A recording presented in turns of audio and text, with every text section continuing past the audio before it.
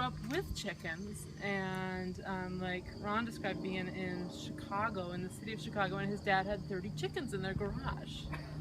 And Carol just loves it. I mean, she watches them. They're retired, and she watches them basically all day, and really enjoys them a lot. So, and then the other thing is, we've met a lot of neighbors that we wouldn't have otherwise. So there's a family with a little girl. When we first got the chickens, she was 2, who lives down there, and she loved birds. And so they would come. They come over frequently. Like sometimes I'll notice somebody in my yard, and they come to visit the chickens. And just met some other new neighbors this morning, and he said, can I come see your chickens? I've noticed they're there. I really want to get them myself, and otherwise we might not have had that conversation. So I think it's actually, in bringing our case, people together. It's actually bringing people together, right? So how long have you had them? We got them about 2.5 years ago. So Beloit passed its ordinance just about exactly 3 years ago, and we could start getting them at the beginning of 2013, I guess. Okay. So, yeah. Well, let's go back. And see them.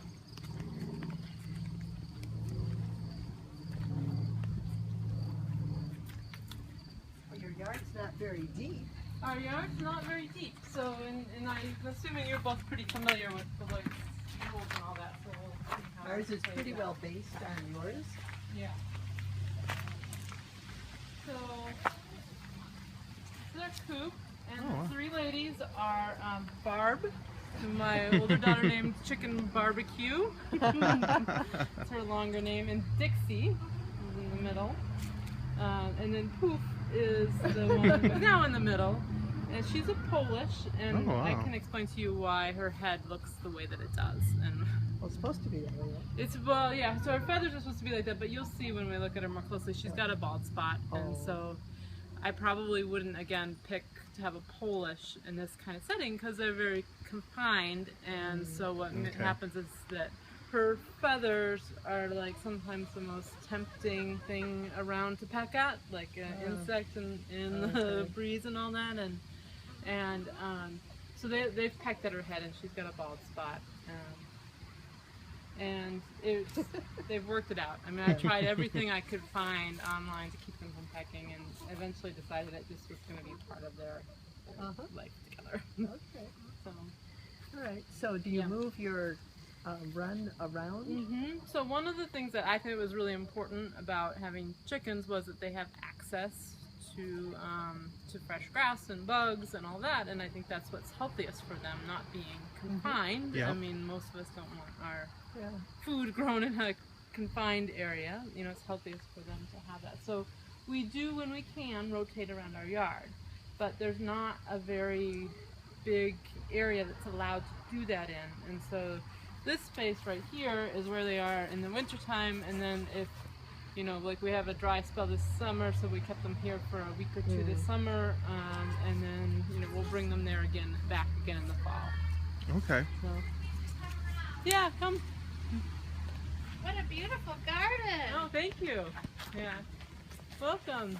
Hello. So Deb, this is Kim.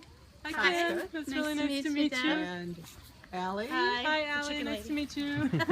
And this must be daughter. Lauren, yep. Hi, Lauren. She's the 4-H chicken okay. raiser, right? All right. Yep. Great. Okay, but you probably have to do it somewhere else. Right. Right? Okay. Yeah. All right. Yeah, we have a friend with a farm about 4 miles west of town that we go Okay. to Great. every day. Yeah. So. Yeah. All right.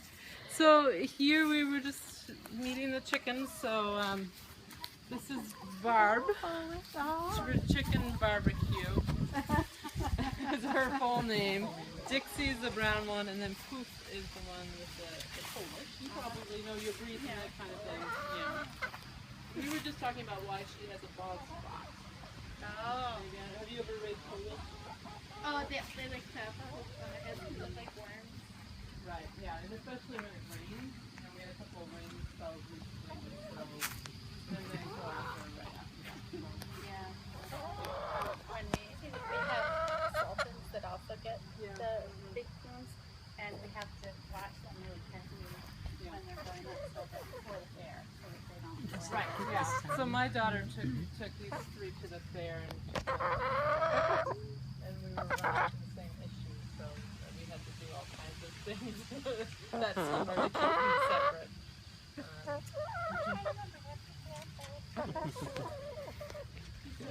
Cute. I Let's tried. do turkey. I did like a turkey. I did a duct tape like ponytail with it. I did a duct tape hat. I put this goop on there just to keep them from pecking. I would give them all kinds of chicken toys to play with. Knit her a little chicken hoodie. Yeah. And eventually, I think Jenna just keeps them all separate. Yeah, I think that's what you have to do. And then eventually, I ended up actually setting her up in a dividing this in half and setting her up in a little dog or cat crate, keeping them separate for 6 weeks so the feathers could grow in with more fair. And it was very stressful for them because they wanted to be together. Yeah, they don't know. And so I just figured after that I was gonna let it be. Okay, so you get the eggs there. Yeah, so this is the coop, and there's a nesting box here, though they have never really liked laying in the nesting box. They lay in the middle of the coop. But you reach from here? No, there's a little door that's over here. So, on this side. And then there's also a tray that slides out for cleaning, and stuff all lifts out for cleaning as well. So they stay in here for the winter? At night they stay in here, and there's a door over there that I can close. And then in the daytime they have kind of both parts to the run. So what we purchased was this kind of as one unit, but especially because they're not allowed to be free around in the yard, and I wanted to maximize how much space they could have. So my daughter and I built an additional run that's attached with clips. And This we is can what take that. came with it. This is what came as a unit, and then we built that in a way that it attaches on there to give them as much space as they can have. Now, do they go underneath as well? Well, this is an interesting thing, and you can decide for Janesville how strict you want to be about this. Okay. So we're allowed to have up to 24 square feet of coop space and 40 square feet of run space. Okay, so this is 9 square feet, so we're well under there. This is 12 square feet right here, and that is 32. So 32, or 30, no 30, it's 4 by 8, yeah, 32. So that all together becomes, where are we, 34? 34. So I still have 6 square feet, right? Yeah.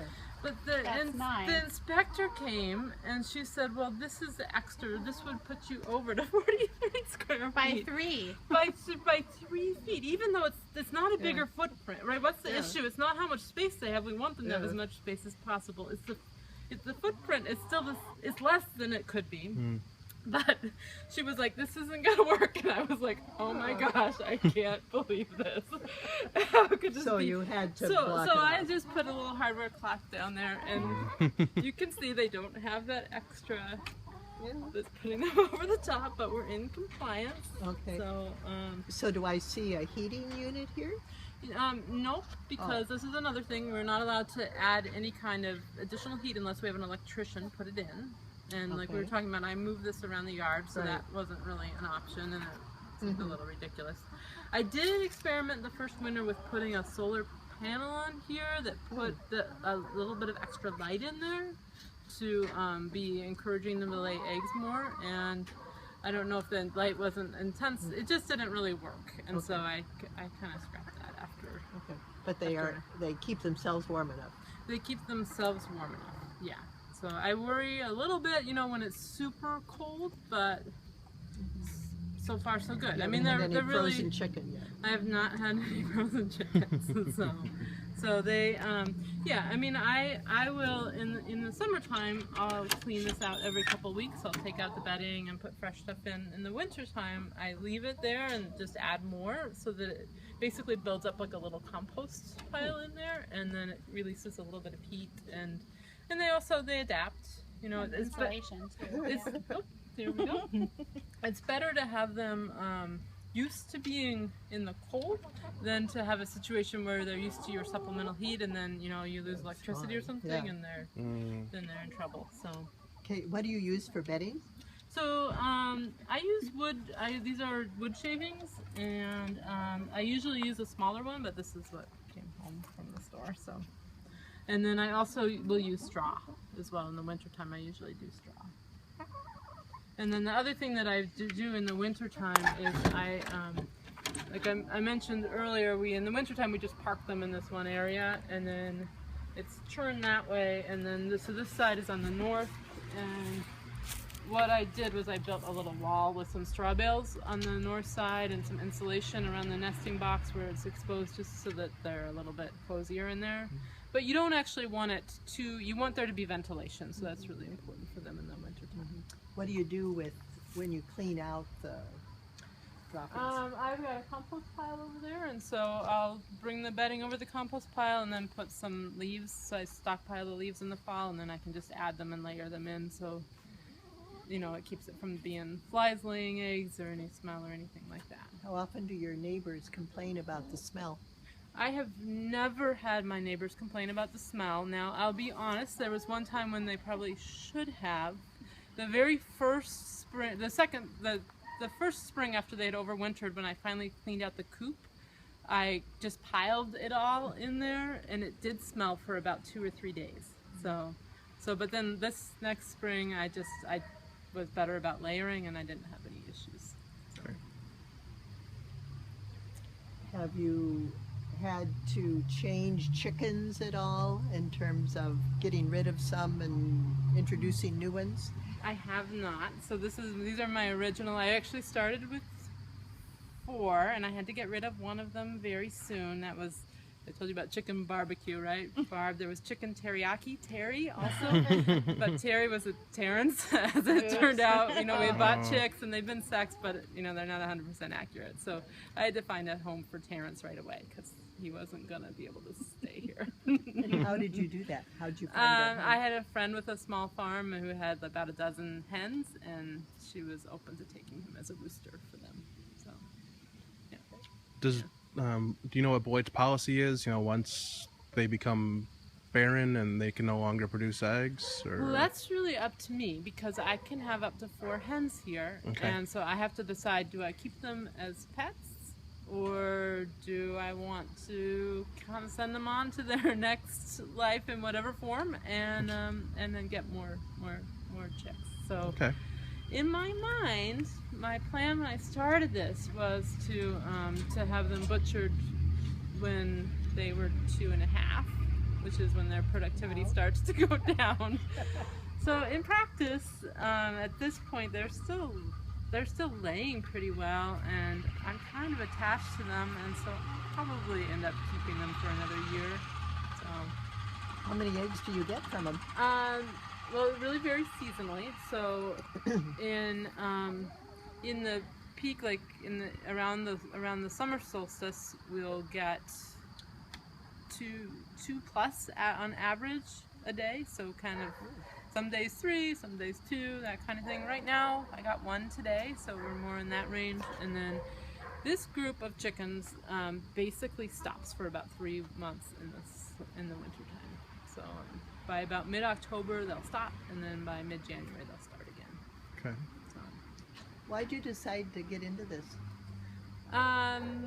We wanted to have backyard chickens. You know, I've worked on farms, and I think there's definitely a place for them in the city, and I think people should have the opportunity to be able to raise their own food. You know, and you can do it in a way that's not doesn't impact your neighbors negatively, like we were talking about at the beginning. It actually can be a really positive thing. So, yeah. I asked Deb which neighbors, or what kind of complaints the neighbors had, and she said she hadn't had any. So that was good to hear too. Yeah, yeah. You know, you can when you have a surplus of eggs, you can bring them to them too, and that's nice. So, kind of. Yeah. You know, very small yards, so you would see your neighbors. So, you know, with Beloit's ordinance, like our neighbors here, there's probably no place they could have them in their yard, right? Theirs is just too narrow.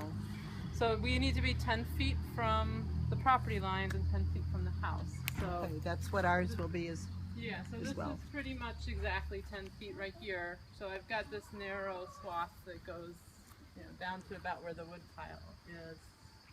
And then we've got a rain garden and a beehive over here, so we can only take it this far. But most, for 6 months I can rotate them around the yard. How often do you move them? We move them every 2 days. Okay. And that keeps it pretty well. Yeah. I mean, it's a little patchy. The first summer I hadn't figured that out. Like what kind of rate we could do. So sometimes we left it 4 days, and we got some bare spots we could never quite get rid of. And over here, it's actually bad because we had all the wood. We had the trees taken down, and the wood was on there. But you can see over here. Like, I've been moving them. This is where we moved them last night. So that's the last 2 days. This is 3-4 days ago. This is 5-6 days ago, and this is 7-8 days ago. So you can see the grass recovers pretty quickly. You can't even tell. Yeah. If you want to move them, build a coop that's made for that, which is not what this is. Yeah, you don't have handles on this one. It takes Or wheels. or wheels. Yeah, we have to have 3 of us move it, so it's not very convenient. But Sounds like pumpkin. Do you think more chickens would be a problem? this is a good number for a family, right? Would more chickens be a problem? I mean, if the space is really this tiny, I mean, yes, right? I mean, this is pretty crowded for. This is one of the things I don't like is that our run has to be so small, right? But I mean, I think there are a lot of cities that let you have 6 or 8, and I believe Madison increased. They started something more like 4 or 5, and then I believe they increased it to like 8 to 10 or something like that after they've been doing it for a few years. So, yeah, I think the size is unnecessarily restrictive in Beloit's ordinance. It definitely is. When we looked at the range of what different communities did, what Beloit ended up doing was more restrictive and more regulatory than so many other communities. Like in Chicago, there are nuisance ordinances, but there's nothing specifically that's addressing rules about chickens, and you don't have to have permits and things like that. So probably created more work for themselves than really ended up being necessary by putting all that in place, but that was the only way it was going to happen. So, I think there are other places that, chose different routes for this. You have any questions? No, I'm just talking Well, I thank you, Deb. very Thank much. you. You're This welcome. has been Yeah. helpful, and just to see it happening in addition to looking at pictures. Oh, I guess one question I have is one of the concerns of some of the county board members or city council members has been about predators. Have you had any trouble with predators? You're pretty well fenced here, I see. So Yeah, so they're never out of this. But then the curious thing to me is I've seen raccoons. There was a skunk passing through just a few weeks ago, and I've never seen issues of any animals like that trying to get into the coop, which sort of surprised me because, it's kind of obvious that they're here, I would think, for an animal like that. And then there are, the neighbors' cats come over, and they, they Lay on the grass they and kind watch. of hang around, yeah. TV. Yeah, exactly. kitty theater. And there once was a loose dog that was in our yard that some neighbors helped get out and told me about later. But I think a really aggressive dog probably could figure out how to break into this, but we haven't had issues. So Or at least traumatize the chickens. right, yeah. Mhm. Of course, they could. They be can in there. hide, yeah. Yeah, they could go into the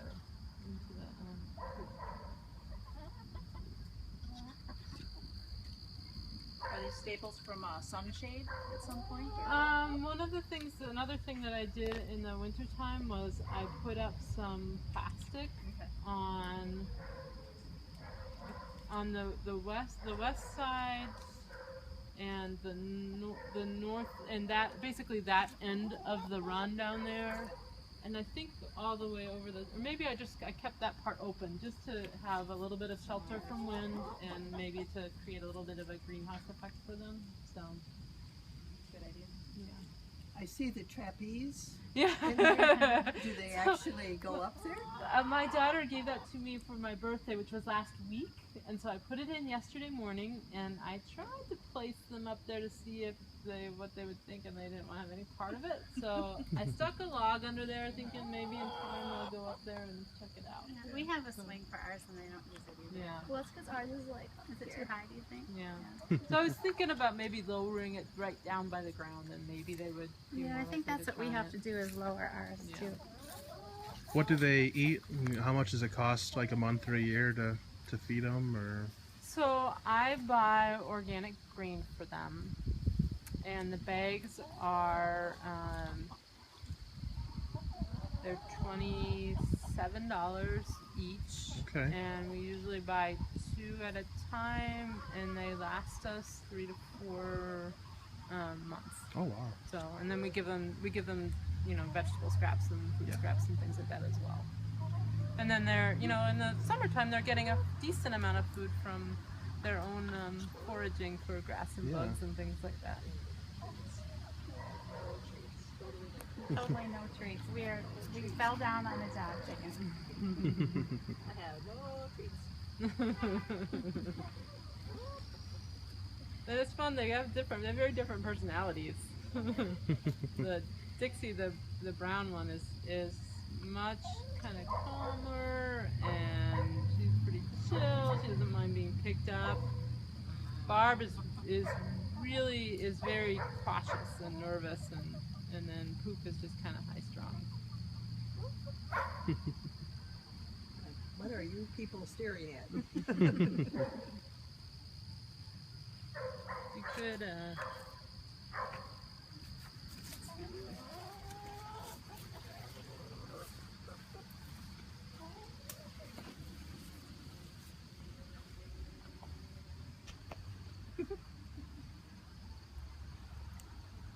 Treats! Yummy!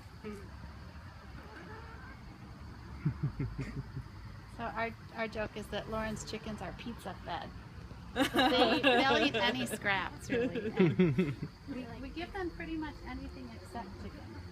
We don't give them anything. Yeah. But we will give them anything else that Yeah. comes from our kitchen. Yeah. Leftovers and They probably like most of it, but vegetable not trimmings. everything. Yeah, like they don't like peppers. like, we probably don't. Or they don't like They like steak. It gives them something to work at. It's a puzzle. Yeah. and These guys- frozen watermelon is Oh, the watermelon, the rinds, the seeds. Yeah, they don't like banana peels. They won't eat those. That's funny because Lois's chickens love banana peels. Yeah, Mhm. they'll eat banana and peel and everything. Preferences. Okay. Yeah.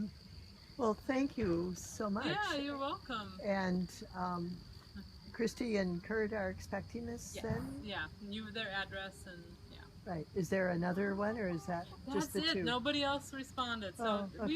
we were the Christy, Kurt, and I were